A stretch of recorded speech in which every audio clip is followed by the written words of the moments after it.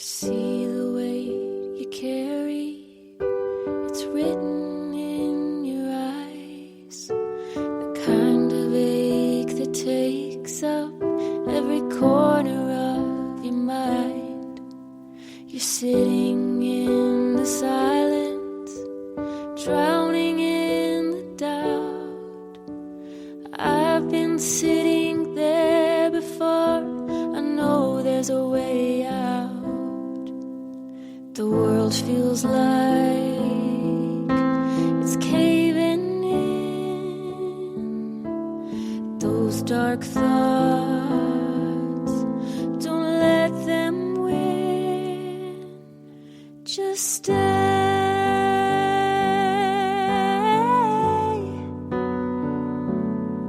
Just stay.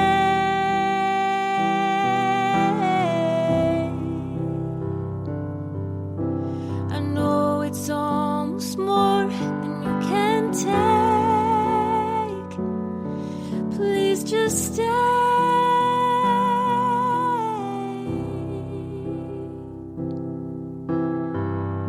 I swear the light will find you someday. And you'll be glad you stayed. So just stay.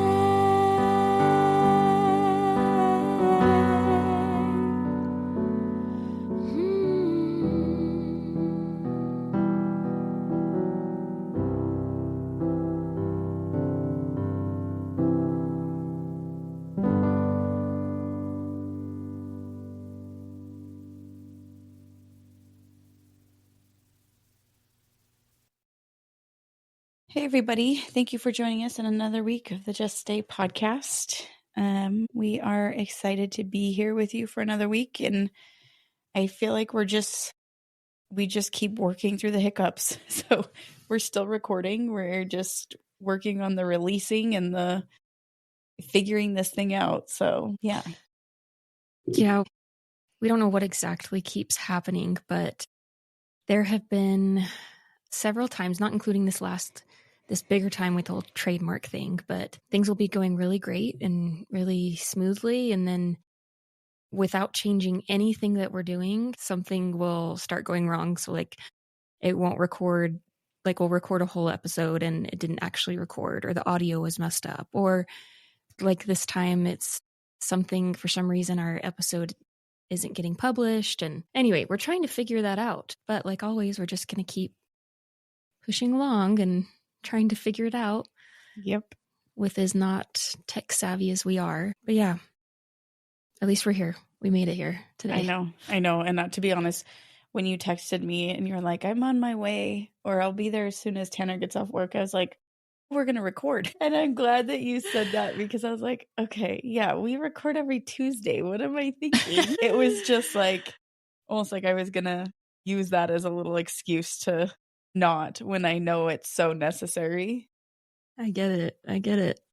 So I totally get it. Yeah. But I saw something interesting today. I was scrolling and was just getting some really good little nuggets. But there are these podcasters. They're talking about like the top. I don't know why top seven. Top seven seems strange, but the top 7 worst habits for mental health, and it was taken from like a group of like I think 500 people or something. So keep that in mind. But like the results were, I'll do the top 5. The top 5 were the 5th one was screen time. 4th was negativity. So like negative self-talk. 3rd was personal isolation. So that lack of human connection. 2nd was high stress. And then number 1 was lack of sleep. And that just like, I think my phone knows that I'm like lacking sleep this week.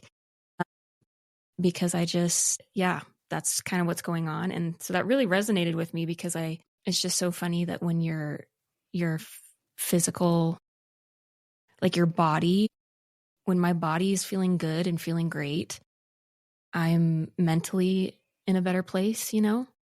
And then as soon as my physical body is like suffering in some way, whether that's lack of sleep, whether that's being sick, or some type of chronic pain or anything like that, like it really affects you mentally, you know?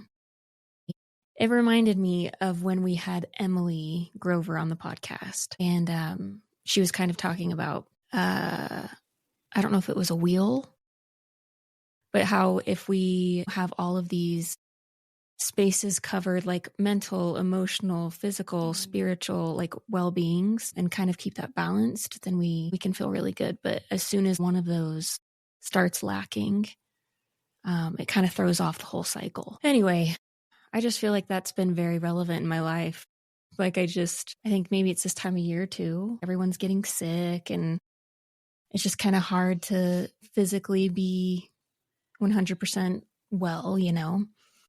But anyway, I think that some of those habits, I was like looking at that list and I was like, I can pretty much, I would say other than the negative self-talk, pretty much usually control all of those things. Negative self-talk is like hard for me, but I think that as soon as one of those things that I usually can control starts feeling out of control, like the sleep part, that's when it gets hard for me and it kind of wears on me mentally.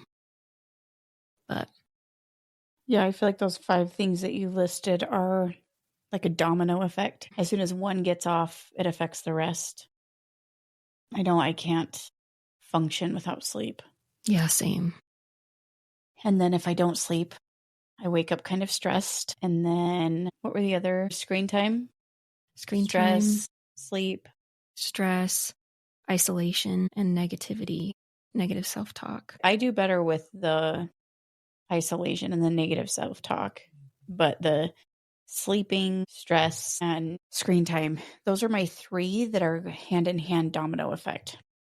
But my stress makes me want to sleep, and then I get frustrated when I don't sleep. So then I scroll on my phone, and then, you know. Yeah. And I'm somebody that, like, my husband's a power napper. So he comes home every day at lunch, eats lunch, and takes a nap, a 10-minute nap every day. That's amazing. Right? That's really impressive. Every time I lay down and say, okay, I'm going to take a nap, I scroll for like an hour and a half, and then I fall asleep for 5 minutes, and then somebody knocks on the door or calls me or something. And because I took that 5-minute nap, I literally can't go to sleep at night. Negative self-talk, I don't know where it came from, but if I catch myself saying mean things, I said something one day to myself while I was getting ready for work, and I was like, that was so stupid. Like, why did you do that? That was stupid. And I looked up in the mirror at myself and I was like, that was really mean.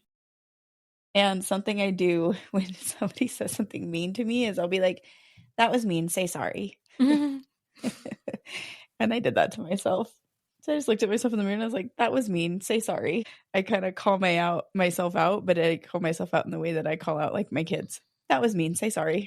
I love that. I love that. Do you feel like you've ever been at a point where the negative thoughts are like automatic, like they're involuntary? Yeah. I would say yes, more so when I was younger.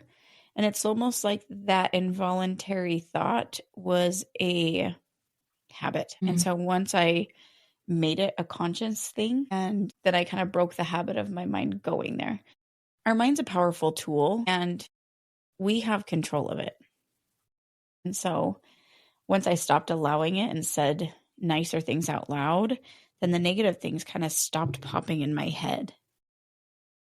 But it took, I had to work on my self-love and my self-confidence. I would say I struggle more now with self-love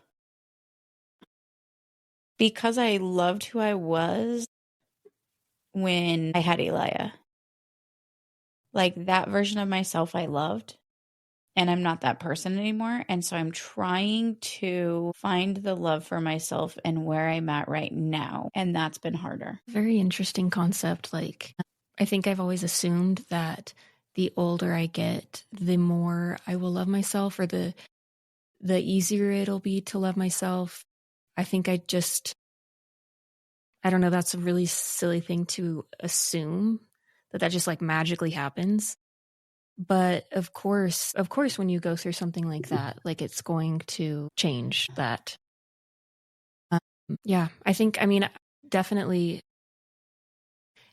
I definitely feel like I've gotten better at it recently, but over the past couple years, I've struggled with those negative thoughts that almost seem like it is a habit, like your mind just kind of shoots them out, you know? And I remember when I was really young, I remember my dad having a conversation with me saying, like, you know, that voice in your head that will sometimes tell you you're not good enough or you can't do things, or, you know, that you need to tell that voice to stop and have control over it. And I remember learning that from a very young age. So it's ironic that I got to a point that I just, like, I don't know, that I felt like I couldn't control that. I think to a certain extent, part of the reason felt like I couldn't control that or lacked control was that I was sick.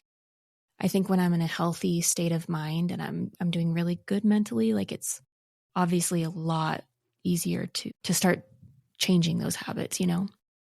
But yeah, that can be really destructive. I think that just like you, I struggle when I lack sleep. I struggle when I'm stressed. There was a time like a couple months ago when I was like on my phone all the time because I wanted to be updated on like certain like issues in the world. And so I was like really wanting to like be on my phone all the time so that I was like up to date and whatever. And it just made me like sick. Like I couldn't, even though like I wanted to be in the know and know what was happening in the world and whatever. It was too much.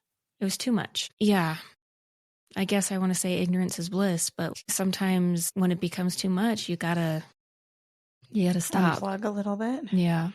I also think we're kind of talking about self-love like it's a destination that you find, and self-love is an ever-evolving journey. Like, I don't think you're ever going to get to a place of self-love and be like, well, I'm here, the work's done. That's so true. It's an ever-evolving, there's kinks in the road is closed. And so I think we just have to learn how to love ourselves where we're at, which is way easier said than done. Like, I'm having a hard time loving myself in this struggle, or even when I'm physically impaired a little bit, I have a hard time loving myself in that space because I'm not as capable of doing the things that I physically once was, you know? Yeah. And that's kind of outside of my control. But yeah. And then it also makes me feel like it's crazy because when I have like physical limitations or something, I'll look back and I'll be like, it's crazy because when I didn't have these physical limitations, I completely took it for granted. And so now I'm here and I'm like, cool. Isn't that so funny? Yeah. Like, why as humans we do that? I've had that same exact thought. Like, even if I'm sick for like a week and, you know, I'm feeling crappy and I don't have energy, and I always have a similar feeling. Like, when I was feeling 100%, I was still not doing these things that I want to be doing. So yeah, I totally get that. That resonates with me a lot. And it's crazy the things we take for granted, as simple as like sleeping normal and healthily. I've started having this restless leg problem and I just can't figure out why. And it's so frustrating because I'll do all the things to like promote a good sleep, and, you know, all these freaking, I'm rubbing stuff on my legs and I'm taking things, and I'm going to be honest, if like right now at this time, if I want to sleep, I have to be really drugged up to get good sleep. But then I feel crappy the next day, you know, I'm groggy and nasty feeling. So I don't like that. So anyway, it's just funny, the things that we take for granted, as simple as just a good night's sleep and not being uncomfortable and tossing and turning all night. And I'm sure you can relate. I'm sure everybody can. There's phases of life. Right. So yeah. And the thing is like, before I've like made resolutions in my life on New Year's, I'm like, I'm going to stop taking things for granted. But like, how do you do that? How do you do that? I feel like that's just part of being human, is you don't really realize the extent of what you have until it changes, you know? Yeah. Yeah. How long would you say that you've been struggling with the restless legs? I started probably started in the summer. The first time I ever had it was when I was pregnant. And but that was like very temporary. And then just this past summer I started running, and I don't know if that was the trigger or what, but it seemed like probably like a month or two after I first started running, that's when it happened. And yeah, I've gone, I mean, I went to the doctor for it, and they gave me some medication to take, but they basically said, you know, if this doesn't help, we might have to send you to a neurologist or put you on nerve medication. I don't want to be on a nerve medication. That's crazy. So, or sorry, not crazy. I'm trying not to say crazy. Apparently I say crazy all the time. But that seems a little extreme to me. I don't know. So I'm just trying lots of different things, but it's weird because it comes and goes. And I'll have a stint where it was like my longest was probably a month, that it was almost every single night I was fighting for my life. Yeah. That's dramatic, but I was literally just miserable. And then it stopped, and I was like, oh my gosh, okay, maybe that was it. Maybe it's just a little, nope. And then it just like, you know, comes back every other week. But I guess the problem with that is it affects my sleep. And then I feel like I'm not as good of a mom or as good of a person as I'm trying to be, you know? And so that's the frustrating part, is because I want to be like energetic and I want to be interactive with my kids. But when I get 4 hours of sleep every night, I'm just like, you know, miserable. You're kind of a zombie. So, yeah. Anyway, that's just kind of what I'm trying to figure out right now, and not have it affect me mentally. Yeah. That's frustrating. It is frustrating, but then, you know, I'm not trying to take away from the difficulty of it, but at the same time, I'm like, there are way worse problems to have, you know? So if this is my problem right now, I will take it. And yeah. Yeah. Yeah. And it's one of those things that, you know, there's an answer out there. It's just trying to find it. Yes. And trying to find the right people to, yeah. I saw this other quote today. It reminded me of our talk with Stephanie last week. She said something that it was from that David Kessler, I think. And I can't remember exactly what she said, but I saw this quote today that says, what we run from pursues us, and then what we face transforms us. And it reminded me of that conversation we had with her, because we talk about it being so hard to face. Sometimes to face our trauma, and then to face those terrible experiences or those scary feelings. And so we avoid, or at least I try and avoid it sometimes, facing it. And then it always comes back to bite me, you know, when I do that. But when we face it, it can transform how we are. And, you know, I just had the thought, like, you were just saying that you feel like you're a different person than the Brandy before Elia passed. And when you said that, I thought, like, you're a different person because of the pain and the sorrow that you've been through. But then also, I think you're also a different person because of the work that you've put in, and the I guess the sacrifices that you've made to push through the hard. For some reason in my head, I was thinking that it was, I'm going to try to explain this without it not making sense. But like when you say, when I was thinking about, it was the experience of losing her son, and that sorrow and pain and everything that she felt and experienced, that's what changed her, as if you were being acted upon. But then when you add in the factors of you've been working this past year to kind of get out of this hole, and you've put a lot of effort into becoming better, into becoming, I guess, kind of transformed by this whole experience. And to me, that shows you like regaining power, like going from being acted upon to taking action. And I just think that's just amazing.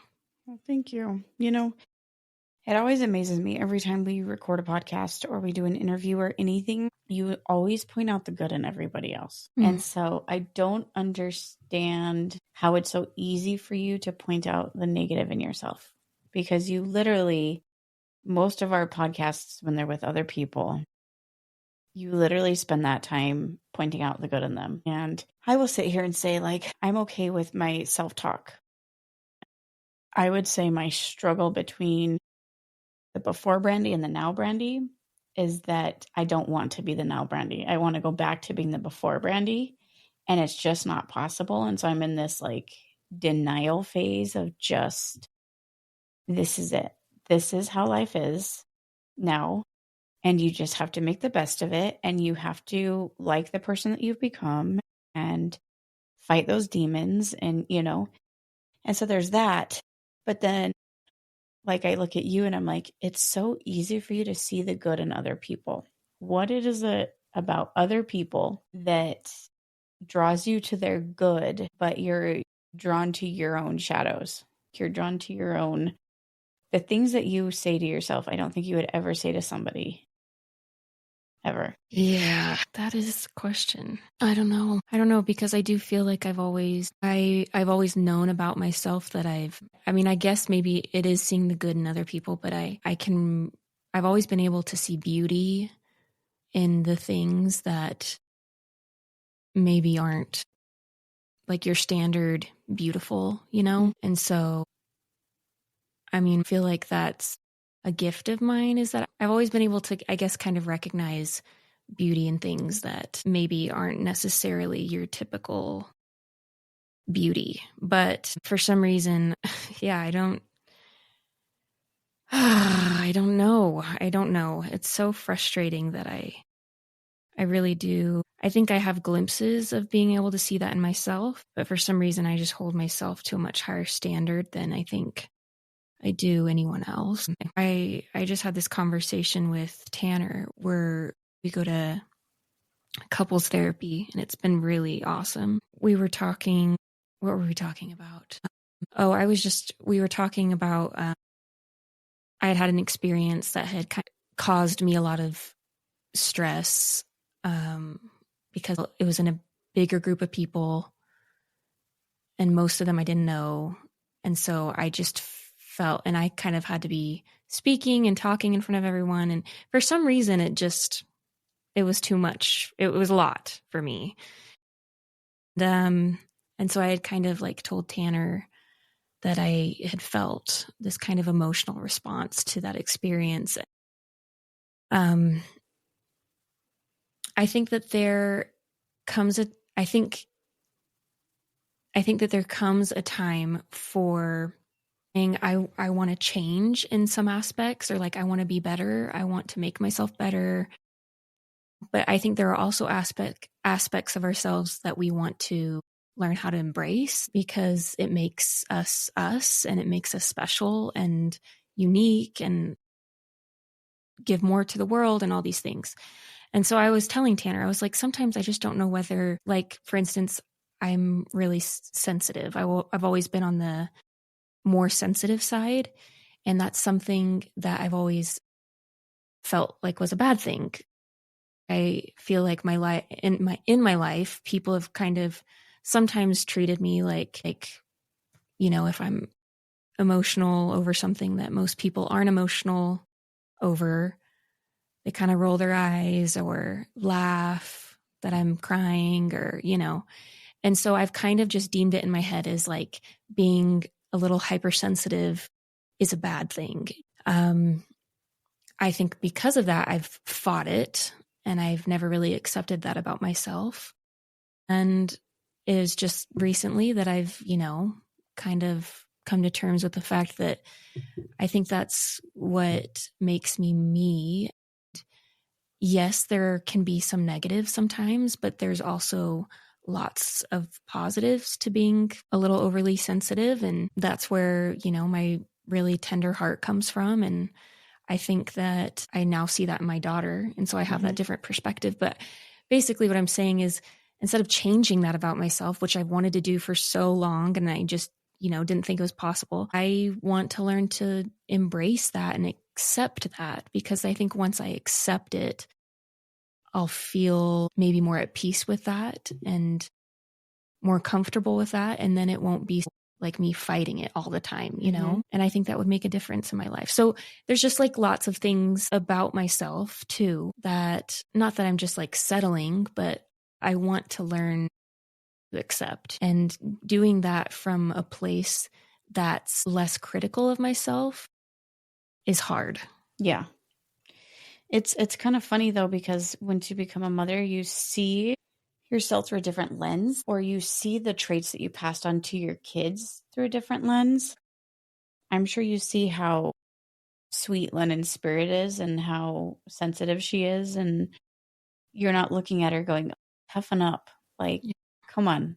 It almost allows us to see ourselves through different eyes and see what a beautiful thing it is to be sensitive or to be kind-hearted. So, and I think that the fact that you're well into your adulthood and you're still so sensitive is, I think it's cool, because a lot of times hard things in life change that about people. It makes them harder, and you haven't let that take that away from you. And I don't think that's a bad thing. I don't know. I went through a phase in my life where I was very hard, and it was harder for people to relate to me. I was often described as being intimidating. Mm. And believe it or not, like, the hard things in life, I feel like have softened me. And through that, I've been able to make stronger connections with people. I'm able to relate with people better. I'm more approachable. Like, there's pro sides of being sensitive. I don't think, especially as a woman, we're meant to be hard. Yeah.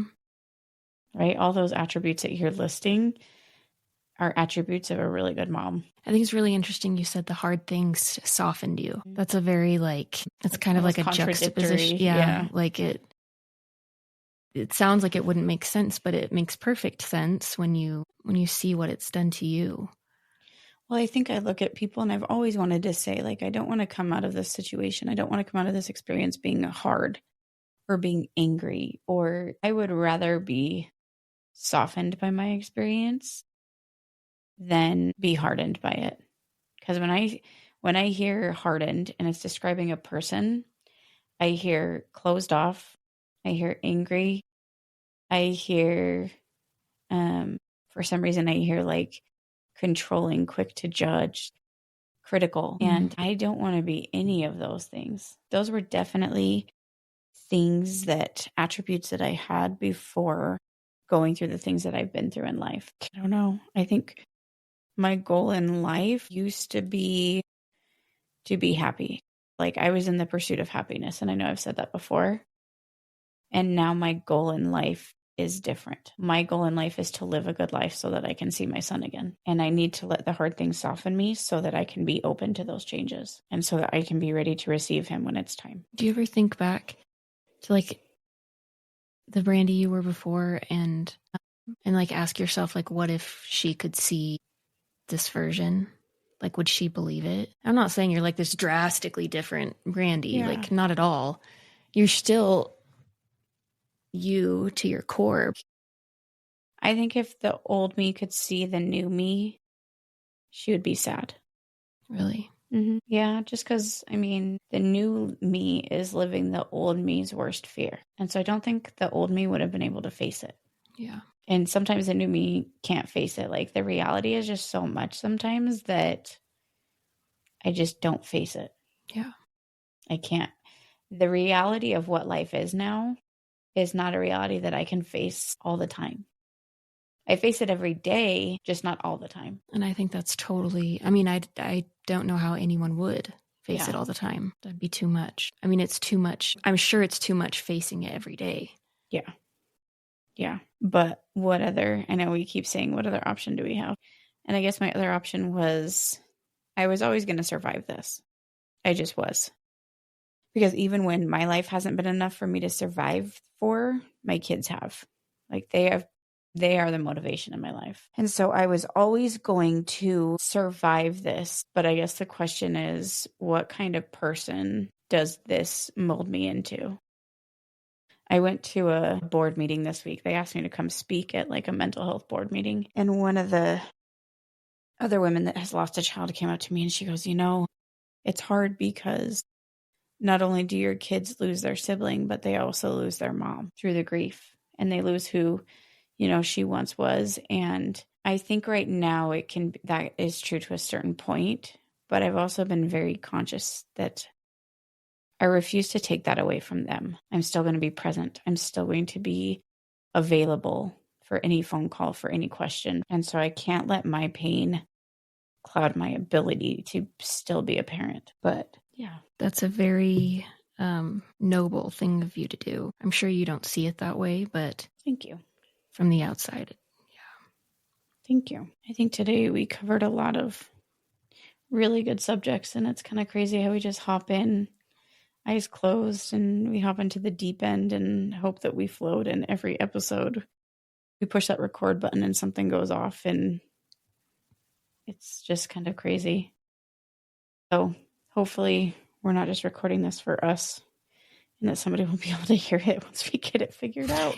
So yeah, I want to end another episode just saying thank you guys for being here. Thank you guys for being on this journey. Thank you for being on this road, even though it's a hard one. And we will talk to you guys next week. see ya. I see